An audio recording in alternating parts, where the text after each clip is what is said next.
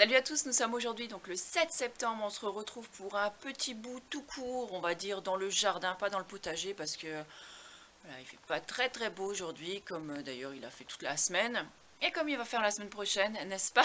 Bref, je crois que l'été est bel et bien terminé maintenant. Donc là, je voulais juste faire un petit point du coup pour répondre à certaines questions. Euh, donc vous vous souvenez que j'avais fait sécher donc de la menthe qui est juste là, donc comme vous le voyez à côté de moi.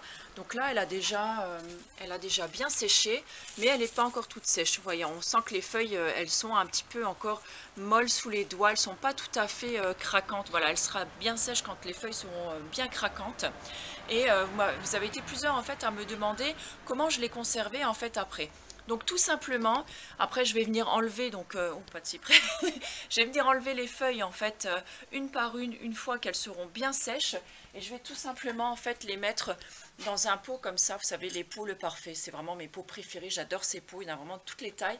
Donc là j'ai pris un grand pot parce que je vais continuer à me refaire quelques bouquets de menthe encore pour m'en faire sécher et en avoir un petit peu plus encore sous la main. En général, je tasse plutôt bien dans les pots, c'est-à-dire que je ne fais pas attention à garder forcément les feuilles bien en forme. Si je les écrase, si elles sont un petit peu en miettes, voilà, c'est quelque chose qui ne me dérange pas du tout. Donc par contre, si vous n'aimez pas ça, voilà, mettez-les bien une par une comme ça dans le bocal sans trop tasser.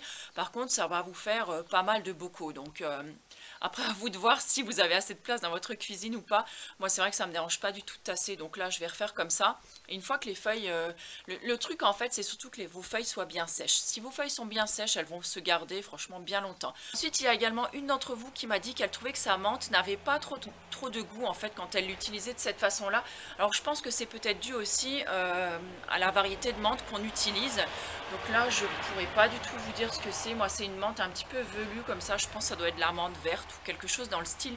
Mais voilà, je ne suis pas une spécialiste de la menthe sur toutes les variétés parce que je crois qu'il existe près de 300 variétés de menthe. Donc c'est un truc énorme. Et bien évidemment, hein, je ne peux pas tout connaître sur le truc. Mais voilà. Donc moi j'utilise en fait cette variété de menthe là, et sinon j'ai une autre menthe, je pense que ça doit être la menthe poivrée peut-être, je sais pas. J'ai deux variétés et je trouve que franchement elles sont plutôt bonnes au goût. Si maintenant vous cherchez une variété de menthe qui soit vraiment très gustative, très odorante, qui apporte beaucoup de fraîcheur, je vous en ai déjà parlé plusieurs fois dans mes vidéos, notamment je pense dans une des vidéos favoris peut-être, c'est la menthe qu'on appelle la menthe marocaine, la nana menthe, menthe nana ou nana minze comme on dit en allemand. Et c'est moi celle-là que j'achète par exemple dans mon magasin quand je vais faire mes courses. Et c'est celle-là que j'aime beaucoup consommer après le repas. Je trouve qu'elle aide vraiment à digérer. Elle apporte de la fraîcheur malgré qu'on la boive chaude. Et celle-ci, voilà, si vous cherchez une menthe qui a beaucoup de goût, qui est très voilà, gustative, très bonne à boire, je vous conseille vraiment celle-là.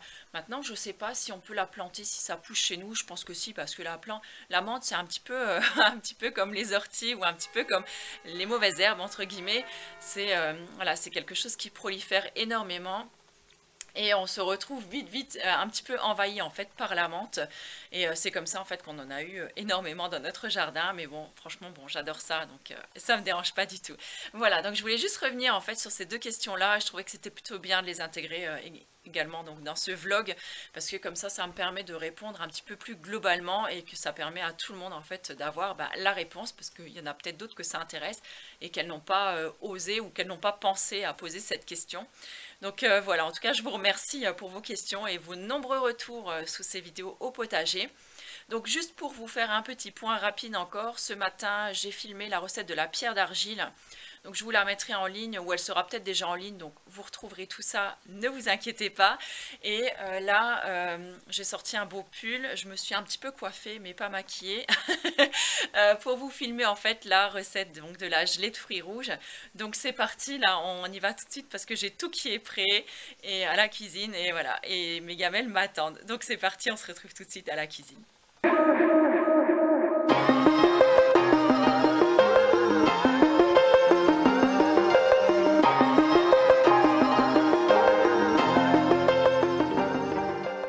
Opération de gelée de mûre terminée, donc je vous montre.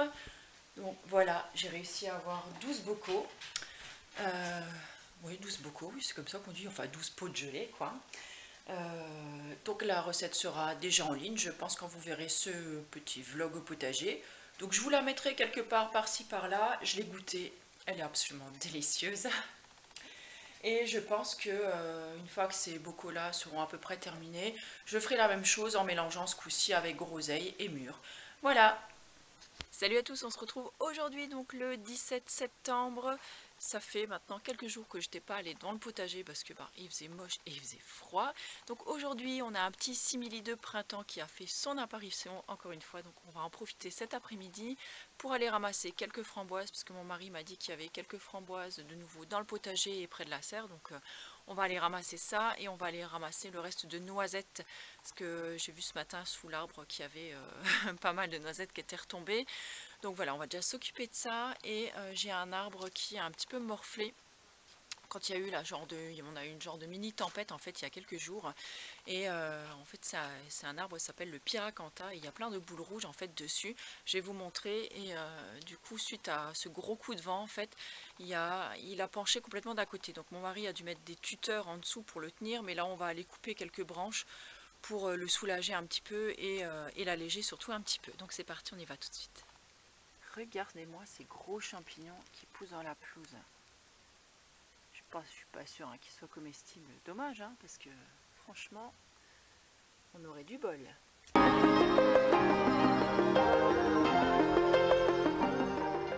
Alors voilà le pauvre arbre dont je vous parlais. Donc vous voyez, donc, il est tenu par 3 gros tuteurs parce que là il s'est complètement cassé la gueule sur un côté.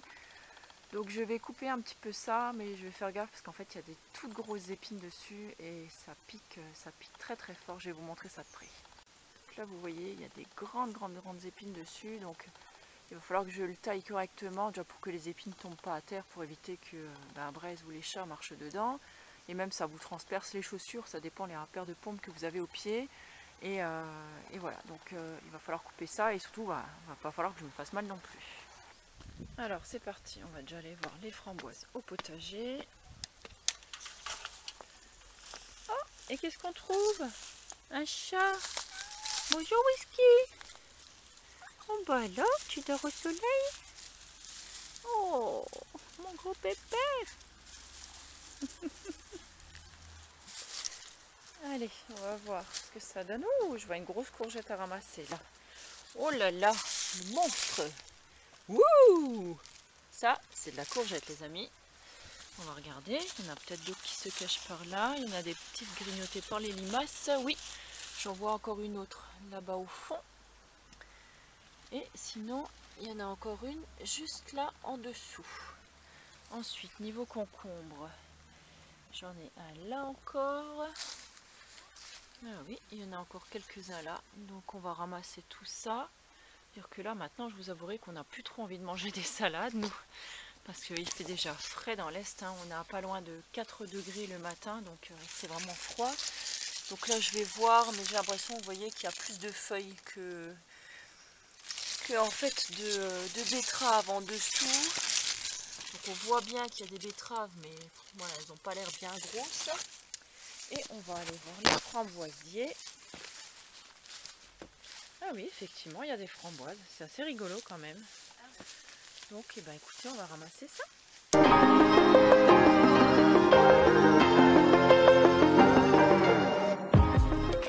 Alors voilà ce qu'on a déjà récolté dans le potager. Maintenant, on va aller près de la serre.